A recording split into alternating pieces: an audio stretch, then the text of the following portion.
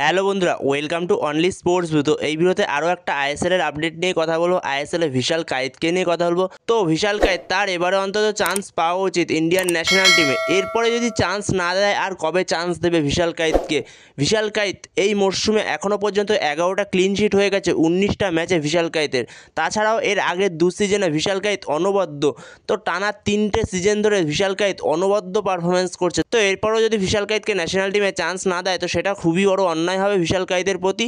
তো এটা আগাগোড়াই বলে আসছে যে ভিশাল কায়েতকে এবার চান্স দেওয়া উচিত। তো ভিশাল কায়েতকে যদি এখন চান্স না দেয় তো আর কবে চান্স দেবে ভিশাল কায়েতকে? তো সেখানে ভিশাল কায়েত, নো ডাউট ভিশাল কায়েত এই মুহূর্তে ভারতের বেস্ট গোলকিপার, এটা বলাই যায়। তো সেখানে ভিশাল কায়েত তার 50টা ক্লিন শিট হয়ে গেছে আইএসএল এর মঞ্চে, কারণ ভিশাল কায়েতের 11টা ক্লিন শিট হয়ে গেছে এই মরশুমে এখনও পর্যন্ত 19 ম্যাচে। তো ভিশাল কায়েত সে এরপরও ক্লিন শিট রাখতে পারে। তো ভিশাল কায়েতের পেছনে যারা রয়েছে, গুরপ্রীত সিং সান্ধু, প্রভসুগান সিং গিল, ঋত্বিক তিওয়ারি, তো এদের সবার 5টা করে ক্লিন শিট রয়েছে। তো 6টা ক্লিন শিটে এগিয়ে রয়েছে ভিশাল কায়েত। তো সেখানে আর কোনো রকম চান্স নেই তাদের ভিশাল কায়েতকে ধরার। তো এই মরশুমে আবারও ভিশাল কায়েত গোল্ডেন গ্লাভসটা পাচ্ছে। তো সেখানে আমরিন্দর সিং, গুরপ্রীত সিং সান্ধুর থেকে কম ম্যাচ খেলে 50টা ক্লিন শিট। তো সেখানে আমি মানছি যে মোহনবাগানের ডিফেন্স অনেক মজবুত, তো সেই কারণে ভিশাল কায়েত ক্লিন শিটগুলো রাখছে। তো সেখানে ভাই শুধু ডিফেন্স মজবুত হলেই চলে না, গোলকিপারেরও ভূমিকা থাকে। যেখানে গোলকিপার ভিশাল কায়েত যেই সেভ করেছে কিছু লাস্ট 3-4 বছর ধরে যে পরিমাণে খেলছে সে, তো সেখানে ভিশাল কায়েতের ওই সেভগুলো তার ডিফেন্ডাররা এসে করে দিচ্ছে না। তো সেখানে ভিশাল কায়েত এবারে অবশেষে ভিশাল কায়েতের চান্স পাওয়ার সময় এসেছে। তো এবারে অবশ্যই গুরপ্রীত সিং সান্ধুকে বেঞ্চে রেখে ভিশাল কায়েতকে চান্স দেওয়া অবশ্যই উচিত, মনোলো মার্কুয়েজ রোকার।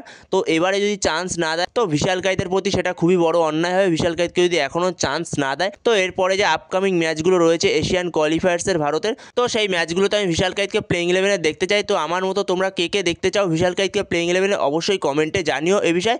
তো এই ভিডিওতে এই পর্যন্তই। তো এই ভিডিওতে এই আপডেটটা নিয়ে আলোচনা করার ছিল। তো ভিডিওটি ভালো লাগলে অবশ্যই লাইক, শেয়ার, সাবস্ক্রাইব করতে ভুলো না। তো নেক্সট ভিডিওতে দেখা হচ্ছে, ততক্ষণের জন্য বাই বাই।